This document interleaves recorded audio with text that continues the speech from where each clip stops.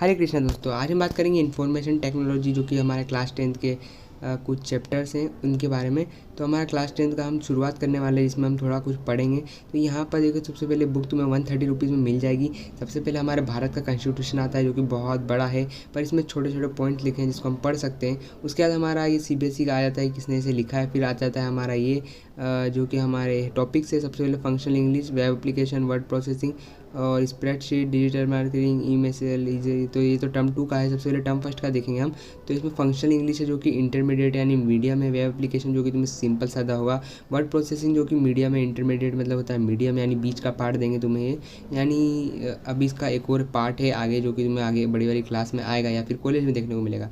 तो functional English बहुत अच्छी चीज़ है, यानी तुम इससे बात करना सीख सकते हो और तुम्हें कम्युनिकेट करने की ज़रूरत क्यों है, सबसे पहले ये बात बताई गई है। तो सबसे पहले हमारे टॉपिक्स आ जाते हैं फंक्शनल इंग्लिश में। तो इंग्लिश जो है वो विदेश की लैंग्वेज है, पर हम हिंदी में भी सीखेंगे इसे। तो देखो, अगर तुम एक रेस्टोरेंट पे जाते हो और वहाँ पर कुछ मांगते हो तो वहाँ पर बहुत अलग अलग टाइप की रहती है। जैसे कि भारत के ढाबे बहुत अलग है और यहाँ का जो है, यहाँ पर तुम्हें आइसक्रीम मिल जाती है, रोटी मिल जाती है, तंदूरी रोटी, और साथ में मैगी चाउमीन। तो मैगी चाउमीन जो है तुम्हारा सुबह का नाश्ता है, उसे हम स्टार्टर बोलेंगे। मेन कोर्स जो है वो है तुम्हारी बीच की डिश, जैसे तुम चावल दाल खाते हो। और डेजर्ट में आता है जो तुम रात में खाते हो, यानी रात में हमारे यहाँ तो नहीं खाते हैं, हिंदी यानी इंडिया में तो नहीं खाते थे, पर जो विदेश से आए वहाँ पर रात में खाते हैं आइसक्रीम, तो उसको हम डेजर्ट बोलते हैं। तो यहाँ पर लिखा है, देखो एक कस्टमर आता है, वो पूछता है मैडम आपको क्या चाहिए। तो यहाँ पर लिखा है कि सबसे पहले वो आता है, पूछता है हेलो हाय, और उनको मेन्यू देता है। उसके बाद वो पूछता है कि आपने अपना सिलेक्ट कर लिया। तो यही तुम्हें लिखना है यहाँ पर कि तुम सबसे पहले क्या सिलेक्ट करोगे। सबसे पहले स्टार्टर, यानी सबसे पहले तुम वो छोटा हल्का फुल्का खाना मंगाओगे।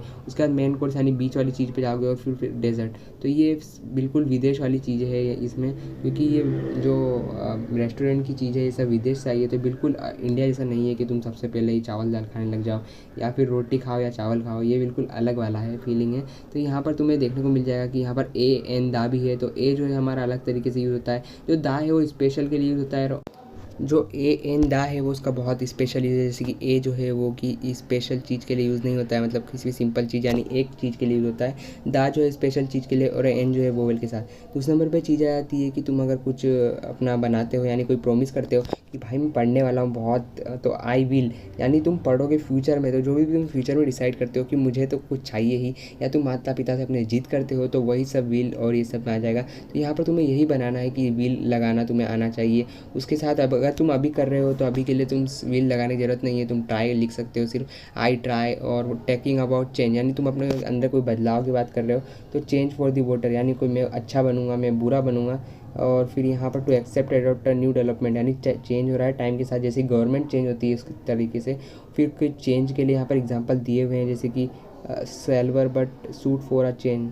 तो यहाँ पर लिखा है समथिंग डिफरेंट, यानी चेंज करना है, यानी तुम्हें खुद में कुछ बदलाव करना है, फिर समय के साथ बदलना है। और फिर इसके बाद सी चेंज अ मेजर चेंज, यानी तुम दुनिया को देखो, मतलब वहाँ का बदलाव देखो, सिर्फ दुनिया में क्या क्या हो रहा है। जैसे कि सरकार बदल रही है, या फिर कोई पोजीशन बदल लेता है नेता, यानी किसी को बाहर कर देते हैं। तो एक्टिव एंड पैसिव वॉइस में आ जाता है। एक्टिव वॉइस यानी जो कि अभी चल रहा है उसको एक्टिव वॉइस बोलेंगे। पैसिव वॉइस जो है कि बीत गया, और इसमें सिर्फ बाय का यूज़ होता है। जैसे कि पैसिव में बाय आ जाएगा और सब्जेक्ट और ऑब्जेक्ट इधर उधर हो जाएंगे, बाकी इसमें ऐसा कुछ नहीं है। बाकी प्लानिंग एंड आउटलिंग का आ गया। तो ये बता दो ये पिकनिक के बारे में, यानी तुम कहीं भी अपने मम्मी पापा के साथ जाते हो, चाहे तुम किसी मंदिर में भी जाओ या अपने दोस्तों के साथ, या मंदिर में या फिर उनके साथ खाना खाने जाओ, या फिर ठेले पे चले जाओ पानी बतासे के, तो वहाँ पर तुम्हें बहुत अच्छे तरीके से क्या क्या क्या चाहिए होता है, तुम्हें क्या पैकिंग करनी होती है, कौन पैसे देने वाला है, ये सब तुम्हें पता होना चाहिए। साथ में किसकी ज़रूरत पड़ेगी, कौन सा सामान ले जाना है, उसके बाद घर का कैसा ख्याल रखना है, घर पे ताला भी लगाना है। तो ये सारी चीज़ इसमें आ जाती है। फिर उसके आता है नरेटिंग ए स्टोरी।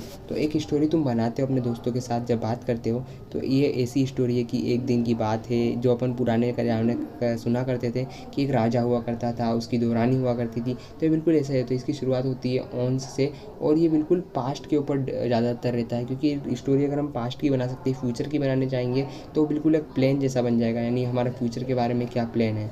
और फिर वो तुम्हारा ड्रीम जैसा बन जाएगा। फिर तुम ऐसे कह सकते हो कि तुम्हारी एक्सेप्टेशन क्या है तुमसे खुद से। तो यहाँ पर एक्सरसाइज है कि मैं मेरी दादी के साथ महाभारत सुना करता था और बहुत ज़्यादा मज़ा आता था रामायण महाभारत और ये सब सुनने में। और ये बिल्कुल इसी की तरह है कि तुम रामायण सुनते हो, अभी भी तुम देखोगे तो बहुत जगह सुनने को मिल जाती है, चाहे सत्संग में जाओ या कहीं भी। तो डिस्क्राइबिंग अ नोविंग प्लेस, यानी तुम एक प्लेस को डिस्क्राइब कर रहे हो, जैसे कि तुम्हारा स्कूल। बहुत सारे कहते हैं कि स्कूल जाते हैं तो उन्हें बहुत बुरा लगता है, तो दिन भर उसके बारे में बात करना, उसको डिस्क्राइब करना कि मेरा स्कूल बहुत ज़्यादा पढ़ाता नहीं था इसलिए मैं फ़ेल हो गया। तो ये सारी चीज़ों के अपने इस प्लेस के बारे में कुछ डिस्क्राइब करना कि वहाँ पर बिल्कुल भी सड़क अच्छी। तो ये सारी चीज़ जो कि तुम बात करते हो किसी भी जगह के बारे में, या पिकनिक जाते हैं तो जब बहुत ज़्यादा बात होती है किसी चीज़ को, यानी नोविंग प्लेस को बात करने में। चाहे तुम अगर कभी तुम्हें दिल्ली के बारे में पता चल जाए या फिर ताजमहल के बारे में, तो तुम्हें एक ही बात याद आती कि उसको मुमताज़ के लिए बनाया गया था, शाहजहाँ ने मुमताज़ के लिए बनाया था। गिविंग डायरेक्शन बहुत ज़्यादा जगह मिल जाती है तुम्हें। अगर तुम रोड पे जाओगे, कहीं पर नया रोड बन रहा होगा तो वहाँ पर लिखा रहता है कि इधर मुड़ जाना, और यू टर्न का मतलब होता है तुम्हें वापस घूम कर आना है। फिर लैंडमार्क में कि यहाँ पर ज़मीन खाली है, इंजीनियरिंग में होता है कि यहाँ पर लैंडमार्क है, यानी तो गड्ढे में गिर सकते हो। साथ में अराउंड द कॉर्नर, यानी कॉर्नर से जाना, वरना भैया साइकिल वाले तो कॉर्नर से ही जाते हैं, वरना अगर वो बीच में चले जाए ना तो फिर तो बीच में फंस ही जाते हैं। और अगर गिरे तो फिर तो बच गए तो भगवान जाने। और यहाँ पर तुम्हें रूट भी दे दिया है, यानी तुम इधर से जाओगे तो तुम्हें कौन सा रास्ता मिलेगा। प्रीपोजिशन जो है तुम्हारी पोजीशन बता दे कि तुम कहाँ पर हो। जैसे कि तुम टाइम के लिए, प्लेस के लिए, डायरेक्शन के लिए अलग अलग यूज़ कर सकते हो। टाइम में ऑन एट तुम्हें पता है कि तुम किस जगह पर हो, यही बताते हैं। प्लेस में भी ऐसा ही है कि इन, ऑन, अवर। और डायरेक्शन में to, from, across, through, around, यानी आस-पास घूमना, गोल घूमना है। तुम्हें डायरेक्शन देते कि तुम्हें गोल घूमना है, सीधे जाना है, अंदर की तरफ जाना है, बाहर की तरफ जाना है। तो ये सब डायरेक्शन में आ जाएंगे। प्लेस में ऊपर नीचे आ जाएगा कि तुम कहाँ पर हो, यानी ऊपर हो, नीचे हो, अंदर हो, बाहर हो। और इन सब के मतलब अलग अलग होते हैं। तो यहाँ पर डिस्क्राइबिंग एन इवेंट, हाँ तो इसमें हम एक इवेंट डिस्क्राइब करते हैं। ये तुम्हें घर में देखने को बहुत ज़्यादा मिल जाएगा। अगर तुम्हारे घर में कुछ घटना होती है तो सबसे ज़्यादा लेडीज़ में बहुत ज़्यादा बात करती है, फीमेल्स में बहुत ज़्यादा बात होती है। तो वही है कि अगर कोई गड़बड़ी कर देता है या आपस में कोई इस लेडीज़ भी ज़्यादा बोल देती है, तो वहाँ पर एक इवेंट बताने लग जाते हैं कि कल इसने मेरे साथ ऐसे करा, वैसे करा। और ऐसा दोस्तों के साथ भी बहुत ज़्यादा होता है, यानी जब उनके बीच में लड़ाई होती है छोटी छोटी बात पर। तो ये बहुत ज़्यादा अच्छा है, पर कोई नहीं, इसको तो हम अच्छे से कर सकते हैं। यहाँ पर एक और है कि purpose of recounted to a list and describe past event. तो यहाँ पर हम हमारी पुरानी पुरानी बातें याद करते हैं और दोस्तों को बताते हैं, बायोग्राफीज़ याद करते हैं, जैसे कि अब्दुल कलाम की बायोग्राफी।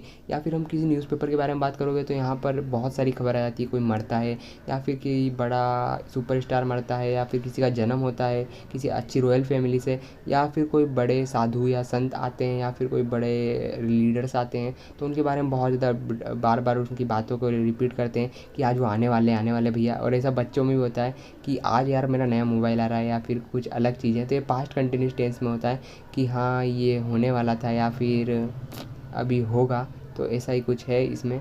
और एक और इसमें आखिरी आ जाता है हमारा finding a place to stay. तो तुम अगर एक बात करो एक वर्कर की, तो एक वर्कर जब आता है कहीं पे जॉब करने तो बहुत सारी प्लेस को ढूंढता है, यानी उसकी फैमिली को चलाने के लिए उसे बहुत सारी चीज़ें चाहिए होती हैं, यानी घर, खाने के लिए। तो ऐसी जगह ढूंढना कि जहाँ पर तुम्हें अच्छा रेंट मिले, अच्छे सिंगल रूममेट मिले और अच्छा सिक्योरिटी, अच्छा बात करने वाला हो साथ में, वहाँ पर सारी सुविधा हो पानी वानी की। तो ये सारी चीज़ में आ जाती है। फिर सेइंग नो, यानी अगर तुम किसी को नो कहते हो, चाहे वो तुम्हारा दोस्त हो या गर्ल्स या बॉयज़ कुछ भी हो, या तुम्हारे घर पे तुम्हारे माता पिता भी हों, अगर तुम नो कहते हो तो तुम्हें नो कहना आना चाहिए कि किस प्रकार से नो कहें। क्योंकि नो का कभी कभी बहुत ज़्यादा पड़ता है, जिसकी वजह से लोग स्ट्रेस में आते हैं। यानी तुम सीधे उन्हें मना नहीं कर सकते, उन्हें अलग तरीके से मना करना पड़ता है। क्योंकि अगर तुम उन्हें सीधे ही कह दोगे कि मैं तुम्हारे साथ नहीं जा सकता, तो तुम्हें रीज़न देना होगा, उसका एक अच्छा रीज़न जो कि जेन्युइन हो, यानी जो सूटेबल हो, और तुम्हें बिल्कुल ट्रूथ कहना होगा।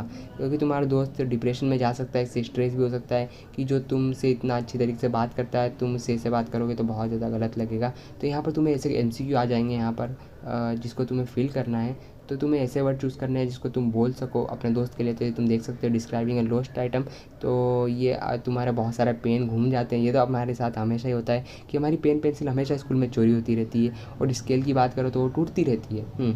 और हम उसका इंच नाप सकते हैं। यहाँ पे तुम कह सकते हो कि तुम कॉपी की अपनी हाइट नापते हो और बोलते हो कि भैया मेरी कॉपी चोरी हो गई है। तुम इतनी मुश्किल से कॉपी बनाते हो और वो चोरी हो जाती है, तो तुम क्या करते हो कि कवर पर स्टिकर चिपकाते हो, अलग अलग नाम लिखते हो, साथ में अलग अलग तरीके लगाते हैं कि बहुत सारे लोग अपनी कॉपी घर पर ही रख के आ जाते हैं जब कॉपी कंप्लीट करते हैं, ताकि चोरी ना हो। तो यही है यहाँ पर कि एक पुलिसमैन पूछता है कि एक जर्नी के बारे में किसी से कि तुम कहाँ गए थे, और ये सारी चीज़ बताते हैं कि भैया क्या था, कैसा पर्स था मेरा। तो अप्रिशिएटिंग समवन, अब देखो तुम्हारे माता पिता तुम्हें समय हमेशा अप्रिशिएट करते हैं कि बेटा कुछ ना कुछ तो तू कर ही लेगा। तो यहाँ पर इसके बारे में यही है कि तुम्हें हमेशा किसी को अप्रिशिएट करना चाहिए, कैसे अप्रिशिएट करना चाहिए ये सब। तो तुम्हें हमेशा कोई तुम्हारी मदद करे तो उसे थैंक्स कहना चाहिए, कोई तुम्हारे काम आए तो सीधे हमेशा उसकी मदद करने के लिए सोचना तैयार रहना चाहिए, चाहे तुम्हें उसके लिए कुछ महंगी चीज़ छोड़नी भी पड़े। और तुम्हें हमेशा ट्रूथफुली उसके लिए मतलब ऐसा काम करना चाहिए ताकि उसको एक अच्छा प्लेटफॉर्म मिले, यानी वो बहुत ज़्यादा आगे बढ़े। इस तरीके से मदद, अगर ऐसी मदद कर दोगे कि उसके नीचे जाना पड़े तो बहुत ज़्यादा गलत होगा। तो ये आज की वीडियो में इतना ही, मिलते हैं नेक्स्ट वीडियो में, अगला पार्ट हम बाद में करेंगे। Thanks for watching. Hare Krishna.